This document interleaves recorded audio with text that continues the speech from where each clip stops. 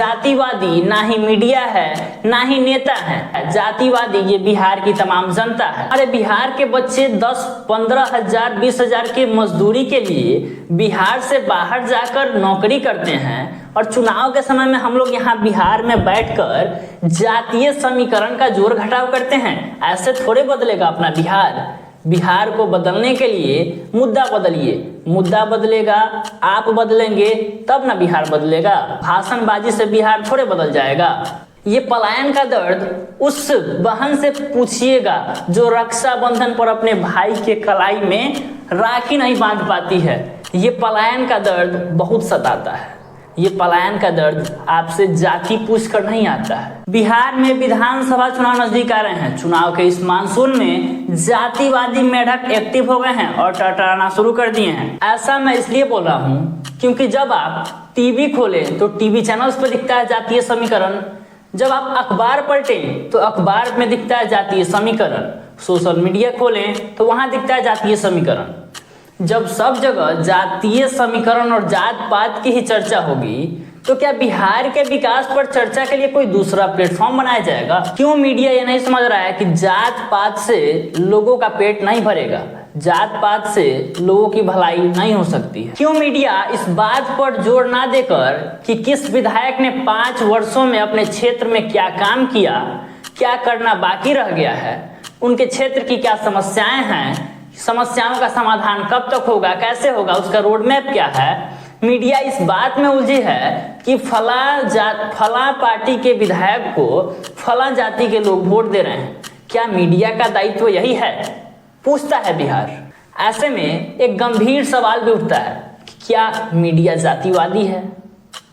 क्या बिहार के नेता जातिवादी हैं या बिहार की जनता यानी हम लोग जातिवादी हैं? ये सवाल इसलिए क्योंकि जब हमने सोशल मीडिया खोला, यूट्यूब खोला, ये देखने के लिए कि थोड़ा हम देखें कि हमारे विधायक जी ने हमारे क्षेत्र में पिछले 5 वर्षों में क्या विकास कार्य किए हैं, हमारे क्षेत्र की क्या समस्याएं अभी तक दूर हो पाई हैं, अभी क्या समस्याएं ऐसी बची हैं जिनको अभी सॉर्ट आउट करना बाकी है। हमें विकास कार्य तो नहीं दिखा, लेकिन एक बड़े न्यूज चैनल पर एक वीडियो हमें पड़ा मिला जिसमें चर्चा था कि कौन नेता किसका खेल बिगाड़ेगा, कौन जाति के लोग किस पार्टी को वोट देंगे, किस नेता को वोट देंगे। उसमें यह भी चर्चा था कि कौन जाति की संख्या कितनी है, वो किसका साथ देंगे।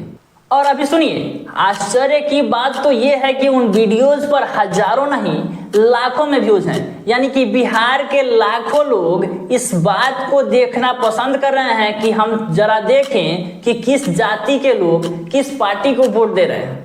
यानी कि बिहार के लोगों के पास मुद्दा ही नहीं बचा है, बिहार के लोगों को बस जाति से मतलब है। बिहार के लोग को विकास से कोई फर्क नहीं पड़ता है और यही कारण है कि बिहार आज गर्त में समाते जा रहा है। बिहार में पिछड़ेपन का कारण कोई और नहीं, हम बिहार के लोग हैं जो जात पात के नाम पर पहले तो वोट देते हैं, फिर 5 साल नेताओं को गाली देते हैं कि काम नहीं कर रहा है, काम नहीं कर रहा है। कैसे काम करे? आपने तो वोट दिया जाति के नाम पर, आपने तो वोट दिया 500 रुपया लेकर, आपने वोट दिया पौवा लेकर, तो फिर कैसे वो नेता आपके लिए काम करे? क्यों काम करेगा वो नेता आपके लिए? ये हम बिहारियों को समझना होगा। और जब हम उन जातिवाद के वीडियोज को देख रहे हैं तो इसका मतलब क्या है?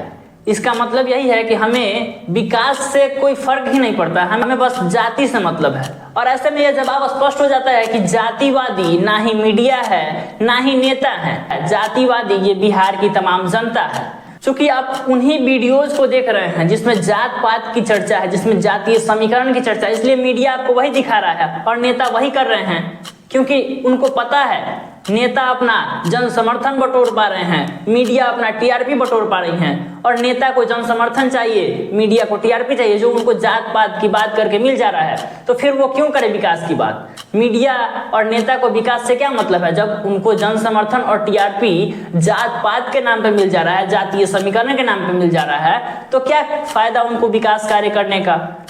ये हम बिहारियों को, हम बिहार के लोगों को, बिहार के जनता को समझना होगा। ये बहुत गंभीर मुद्दा है। हम लोग बिहार को बदलने की बात करते हैं, जात पात को खत्म करने की बात करते हैं, लेकिन फिर करते क्या हैं? वही बिना मतलब के जात पात के जातीय समीकरण वाले वीडियोस देखते हैं, जिन वीडियोस से ना ही बिहार बदलेगा और ना जात पात यानी जातिवाद खत्म होगा। तो ऐसे में क्या करना होगा?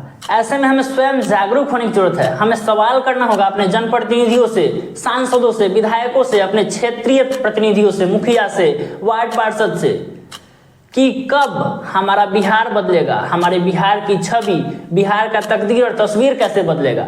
इस बात पर चर्चा होनी चाहिए, ना कि इस बात पर कि किस जाति को लोग वोट देंगे, किस पार्टी को लोग वोट देंगे, किस जाति के अनुसार लोग वोट देंगे।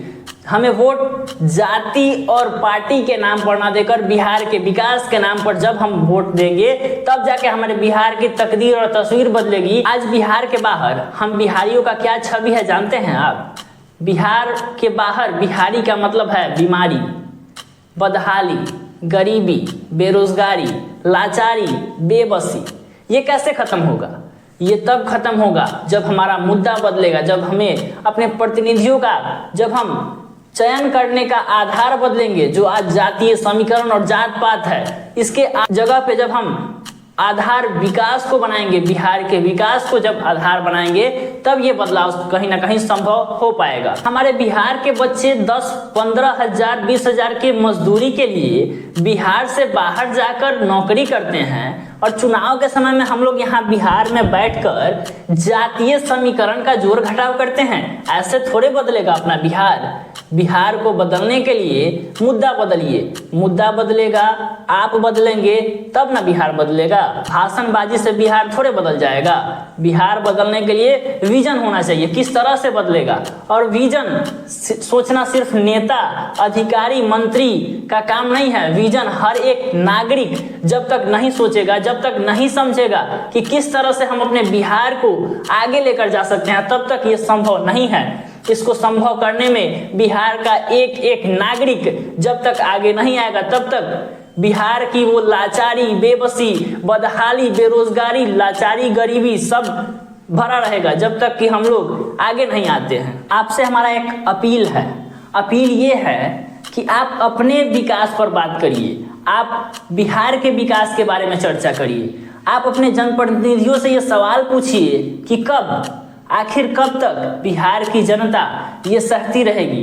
बिहार से बाहर बिहारियों का शोषण कब तक होता रहेगा, ये सवाल आपको अपने जनप्रतिनिधियों से पूछना होगा। क्योंकि जब आप सवाल करेंगे तभी बिहार का किस्मत बदलेगा, आपका किस्मत बदलेगा, हमारा छवि बिहार से बाहर और बिहार के अंदर बदलेगा, और तब हमें सम्मान के नजरिए से देखा जाएगा। तमाम बातें और तमाम सवालात इसलिए जरूरी हैं क्योंकि सड़कों पर गड्ढे जाति देखकर नहीं आती, क्योंकि अस्पतालों में दवा जाति पूछकर नहीं मिलती, क्योंकि पलायन का दर्द जाति नहीं पूछता है। उस दर्द को उस पत्नी से पूछिएगा जो अपने पति के विरह में रहती है। उस पलायन के दर्द को उस माँ से पूछिएगा जो कई वर्षों से अपने बेटे से दूर रह रही है ताकि उसका बेटा 10-20 हजार रुपये कमा सके। उस पलायन के दर्द को उस बाप से पूछिएगा जो बाप ये सोचता था कि बेटा आगे चल के हमारे बुढ़ापे का सहारा बनेगा। ये पलायन का दर्द उस बहन से पूछिएगा जो रक्षाबंधन पर अपने भाई के कलाई में राखी नहीं बांध पाती है। ये पलायन का दर्द बहुत सताता है। ये पलायन का दर्द आपसे जाति पूछ कर नहीं आता है। बेरोजगारी की मार झेल रहे हैं आपके बच्चों को रोजगार देने के लिए सरकार आपसे आपका जाति नहीं पूछती है। आपके बच्चों का जो भविष्य संवरेगा वो किस तरह से संवरेगा ये जाति नहीं बताएगी। बिहार में पेपर लीक करने वाले माफिया आपके बच्चों की और आपकी जाति नहीं देखते, उनको अपने स्वार्थ से मतलब है, धन से मतलब है। सरकार आपके बच्चे को नौकरी जाति के नाम पर नहीं देती है, आपको भरपेट भोजन जाति के नाम पे नहीं मिलता है, तो फिर वोट क्यों आप जाति के नाम पे दे रहे हैं? ये सवाल पूछना चाहिए कि नहीं आपसे?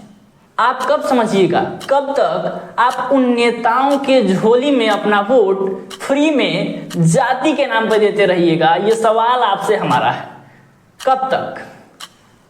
क्या आपके इस विचार से जात पात पर वोट देने से बिहार की छवि बदलेगी, बिहार का विकास होगा। अगर हाँ तो आप बिल्कुल वोट दीजिए जाति के नाम पर, अगर नहीं तो अभी भी समय है, संभल जाइए, चुनाव आने वाला है। आप उस व्यक्ति को चुनिए, आप उस विचारधारा को चुनिए जो आपका विकास चाहता है। आप उसको मत चुनिए जो अपना झोली भरना जानता है, जो अपना स्वार्थ जानता है।